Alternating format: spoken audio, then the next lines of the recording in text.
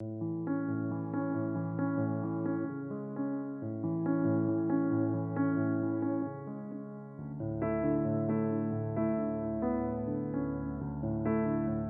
buenos días, mis hermanos.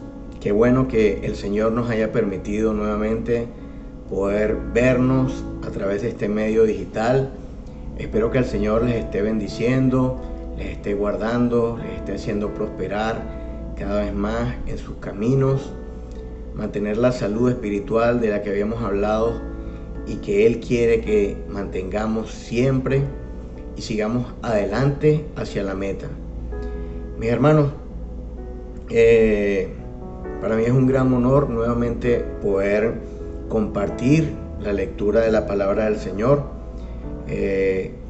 Vamos a estar compartiendo. Hay una pregunta que quiero hacerles para comenzar esta prédica, y es: ¿qué estarías dispuesto a hacer para defender tu fe? ¿O qué estarías dispuesto a hacer para mantenerte firme en esa profesión de fe que un día hiciste? Y cuando hago esta pregunta, inmediatamente me viene a la mente lo que ocurrió la noche en la que prendieron y arrestaron a Jesús. Ahí podemos ver a un Pedro capaz de agarrar su espada y cortarle la oreja a una de las personas que venían a poner a Jesús a arrestarlo.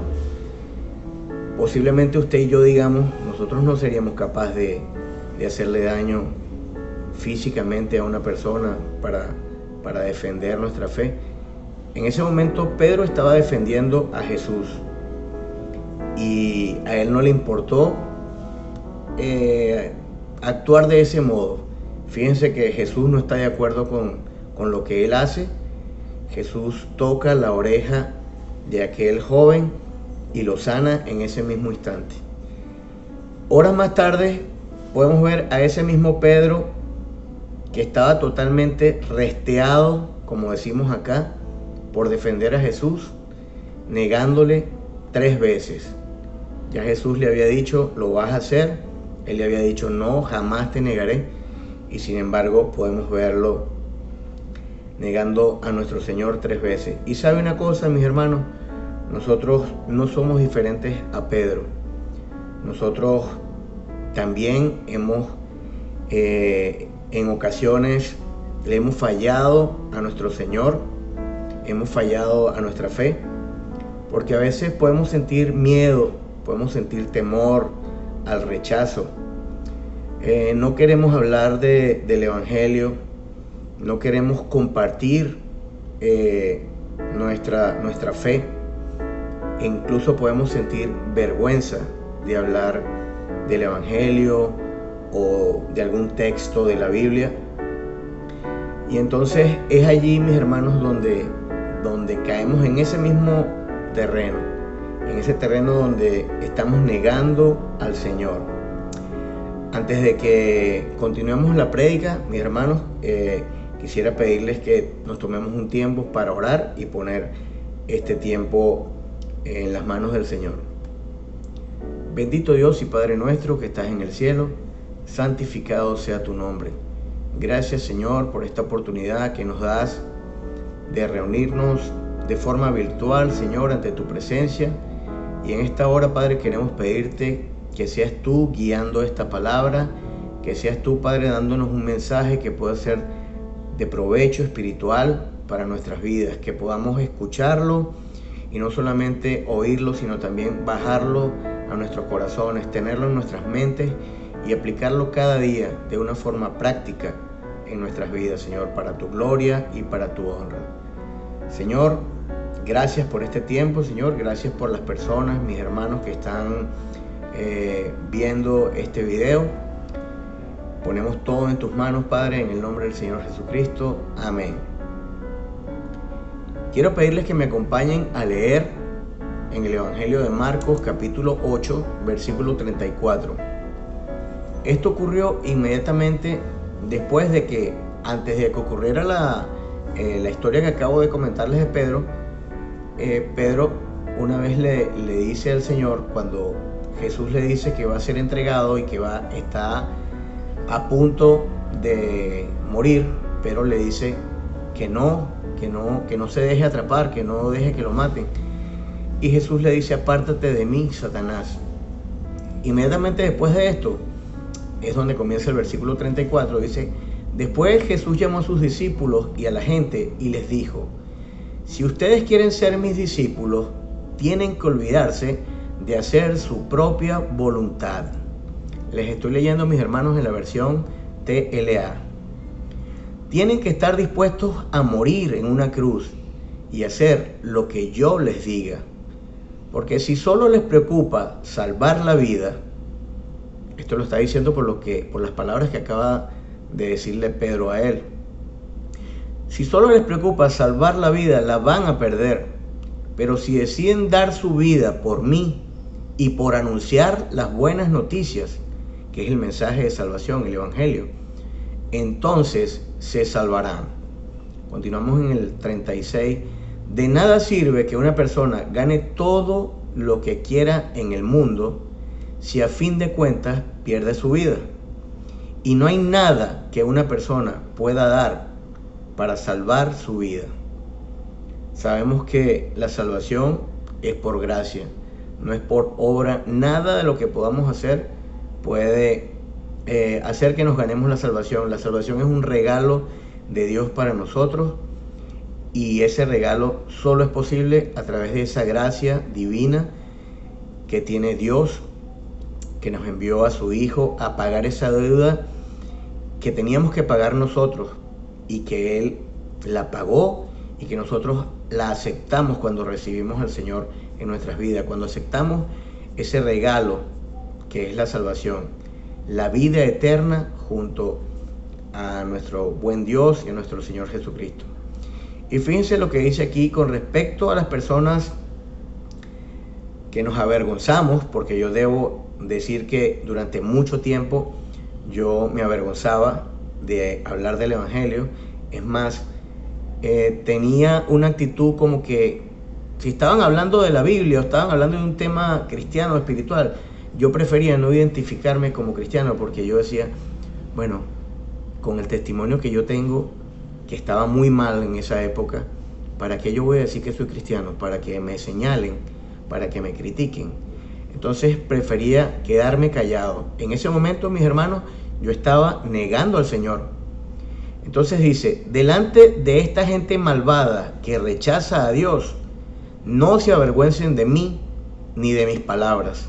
Si lo hacen, yo, el Hijo del Hombre, me avergonzaré de ustedes cuando venga con el poder de mi Padre y con sus ángeles. Así que, mis hermanos, este mensaje, este versículo no puede ser más claro.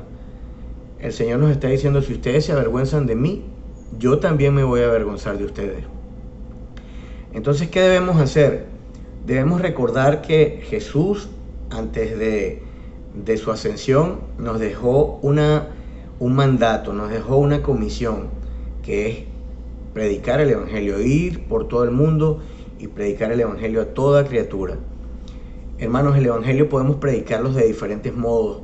No necesariamente tienes que agarrar una Biblia y colocarte en un parque a hablarle a las personas que pasan allí. Tú puedes predicar el Evangelio, mi hermano, que no está mal que lo hagas, ¿no? Quiero acotar esto. No está mal que lo hagas, pero sabemos que ahorita cada vez a nosotros los cristianos se nos hace más difícil anunciar el Evangelio. Pero, mi hermano, podemos hacerlo con nuestras vidas, con nuestro testimonio, de la forma en que nosotros nos comportamos, de la forma en que nosotros tratamos a las personas que están a nuestro alrededor, en nuestras casas, en nuestros trabajos, en nuestra comunidad, que podamos ser distintos al resto, que las personas que nos rodean puedan decir: ese joven, ese señor, esa señora, esa doñita, hay algo en ella diferente. Y que sea el Señor, a través de nuestras vidas, usando y manifestando su poder. Nosotros podemos, mis hermanos, recomendar ¿Por qué tomo la palabra recomendar? Porque a veces vamos a un buen sitio donde nos gusta una comida y enseguida les decimos a las personas allegadas, oye, hay un sitio que fui, la comida es buenísima, me gustó mucho. O vamos a un parque, sí, se los recomiendo, vayan cuando puedan, tiene esto, tiene aquello. Incluso una película, la recomendamos. Pero ¿cómo no vamos a recomendar que el Señor nos salvó, que el Señor nos transformó, que el Señor nos da una vida eterna, libre de condenación?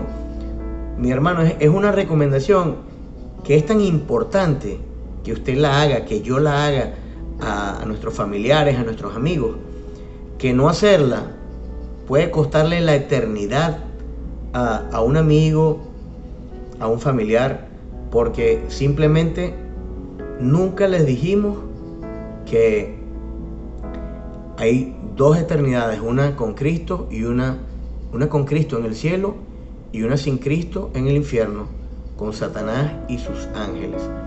Entonces, mis hermanos, debemos esforzarnos por llevar el Evangelio a nuestros compañeros, a nuestros familiares que aún no los conocen, a nuestros amigos.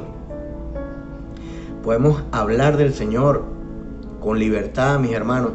Muchas veces también me pasó de que pensaba, yo respeto mucho la religión de otro. Y es que por el hecho de anunciar el Evangelio no significa que estemos irrespetando las creencias del otro, mis hermanos. Por ese irrespeto que yo llamaba irrespetar, podemos condenar a una persona, bueno, no condenarla nosotros, porque nosotros no condenamos, pero si nosotros le anunciamos el Evangelio y el Espíritu Santo hace la obra, porque debemos recordar que no somos nosotros quienes tenemos que convencer a un pecador a recibir al Señor. Nosotros estamos llamados a anunciar su palabra, a presentarle a Cristo, a presentar el plan de salvación. El resto del trabajo, mis hermanos, lo hace el Espíritu Santo. Eso queda en manos del Señor. Entonces, quisiera de verdad motivarlos, mis hermanos. Hace unas prédicas atrás les decía que le pidieran al Señor que les ponga en su camino una persona, una sola persona a la que ustedes puedan anunciar el Evangelio, que le oren al Señor para que eso ocurra, que no seamos el último eslabón de la cadena, así como alguien nos predicó a nosotros y ese alguien también recibió una predicación de alguien y cada uno ha recibido al Señor como su Salvador personal. No nos quedemos allí como ese último eslabón, démosle la oportunidad a otra persona de conocer, de acercarse al Señor y que Dios pueda hacer el milagro de darle ese regalo del que ya hemos hablado. Quisiera contarles una historia que habla de un cristiano que vivía en un reino donde había un rey pagano. Ese rey odiaba a los cristianos y mandó a llamar a ese hermano. Cuando lo tuvo frente a sí, lo primero que dijo fue: voy a desterrarte, quiero que abandones tu fe, no quiero que sigas siendo cristiano. Y aquel hombre le respondió: Su Majestad, usted no va a poder desterrarme, porque el reino de Cristo no es de este mundo. El rey se molestó un poco más y le dijo al hombre: entonces voy a confiscar todos tus bienes, voy a quitarte todo lo que tienes. El hermano le dijo: tampoco va a poder hacer eso, Majestad, porque mis tesoros no están acá en la tierra, mis tesoros están en el cielo, donde ni la polilla ni el orín corrompen. Entonces el rey se puso furioso y le dijo: entonces tendré que mandar a matarte. Y aquel hombre respondió: no va a poder hacerlo tampoco, porque ¿sabe una cosa? Ya no vivo yo, sino que Cristo vive en mí. Hace más de 40 años yo no vivo en mí. Y para mí el vivir es Cristo y el morir es ganancia. Entonces podemos ver esta hermosa historia donde el testimonio de este hermano estaba totalmente claro. Nuestra ciudadanía no es de este mundo. Nuestros tesoros no deben estar acá, sino en el cielo. Y además de eso, saber que hemos muerto a este mundo y vivimos para el Señor, vivimos para Dios. Entonces hagamos, mis hermanos, lo que el Señor espera de nosotros. Cumplamos el propósito por el que Dios nos salvó. Si estamos acá en esta tierra es porque Dios tiene un propósito con nosotros. Tal vez hasta este momento usted no lo sepa, tal vez yo no lo sepa, pero lo que sí sabemos es que Dios nos dejó una comisión. Dios nos encomendó llevar su palabra, dar las buenas noticias y predicar el evangelio a toda criatura. Mi hermano, que el Señor te bendiga, que el Señor te prospere. Te mando un gran abrazo, recibe la bendición de Dios y que el Señor prospere esta palabra en tu vida y en tu corazón. Dios te guarde, mi hermano.